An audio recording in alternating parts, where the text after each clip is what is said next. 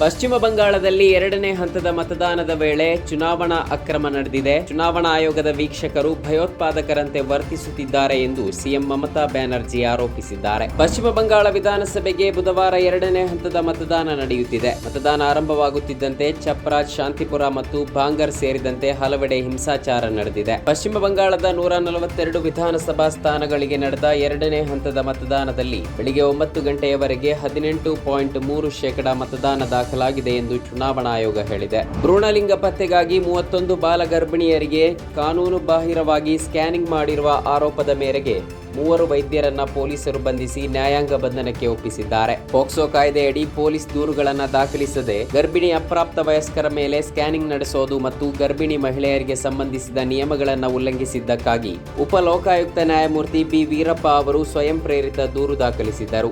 ಇದರ ಆಧಾರದ ಮೇಲೆ ಸಮನ್ಸ್ ನೀಡಲಾಗಿತ್ತು. 12 ಎಫ್ಐಆರ್ಗಳ ಆಧಾರದ ಮೇಲೆ ಮಂಡ್ಯ ಜಿಲ್ಲೆಯ ಕೆಆರ್ ಪೇಟೆ ತಾಲೂಕಿನಲ್ಲಿ ಖಾಸಗಿ ಕ್ಲಿನಿಕ್ಗಳ 3 ವೈದ್ಯರನ್ನ ಬಂಧಿಸಲಾಗಿದೆ.